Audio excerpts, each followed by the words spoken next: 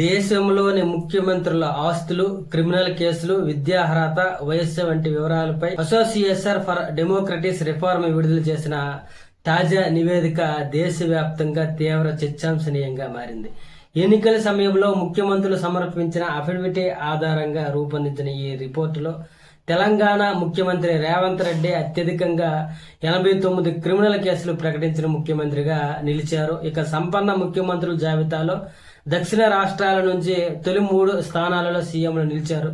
Karnataka CM DK Shivakumar తొలి స్థానాలలో దక్కించుకోగా ఆంధ్రప్రదేశ్ ముఖ్యమంత్రి నారా చంద్రబాబు నాయుడు 2వ స్థానంలో నిలిచారు. అయితే ఈ ఏడీఆర్ రిపోర్టు ప్రకారం దేశంలోని 28 రాష్ట్రాలు, 3 కేంద్ర పాలిత ప్రాంతాలకు చెందిన మొత్తం 31 మంది ముఖ్యమంత్రులు ప్రకటించిన ఆస్తుల మొత్తం విలువ 3,660 కోట్లుగా ఉంటే ఇందులో ఒక కర్ణాటక సీఎం డీకే శివకుమార్ కు 1,413 కోట్ల ఆస్తులతో దేశంలో అత్యంత సంపన్న ముఖ్యమంత్రిగా నిలిచారు.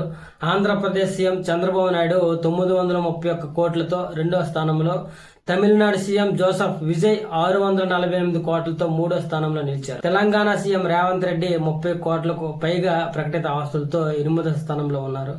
అయితే అతి తక్కువ ఆస్తులు ప్రకటించిన ముఖ్యమంత్రుల జాబితాలో జమ్మూ కాశ్మీర్ సీఎం ఒమర్ అబ్దుల్లా 55 లక్షలతో తొలి స్థానంలో ఉండగా, పశ్చిమ బెంగాల్ సీఎం సువేందు అధికారి 85 లక్షలతో 2వ స్థానంలోను, రాజస్థాన్ సీఎం భజన్లాల్ శర్మ సుమారు 1 కోటి ఆస్తితో 3వ స్థానంలో నిలిచారు. ఈ నివేదికలో ఎక్కువ చర్చనీయాంశంగా దారితీసిన అంశము ఏదైనా ఉందంటే ఈ క్రిమినల్ కేసులే. మొత్తం 31 మంది సీఎంలలో 14 మందికి పైగా క్రిమినల్ కేసులు ఉన్నట్లు ఈ నివేదిక వెల్లడించింది. అయితే ఇందులో తెలంగాణ సీఎం రేవంత్ రెడ్డి 89 కేసులతో అగ్రస్థానంలో నిలిచారు. రేవంత్ రెడ్డి తర్వాత పశ్చిమ Bengal CM Suvendu అధికారిపై 29 కేసులున్నాయి. Karnataka CM DK Shivakumar, Andhra Pradesh CM Chandrababu Naidu చెరో 19 కేసులు నమోదైనట్లు ఈ నివేదిక పేర్కొంది. 2 ముఖ్యమంత్రులపై హత్యానికి సంబంధించిన కేసులు కూడా ఉన్నట్లు ఈ నివేదిక వెల్లడించింది.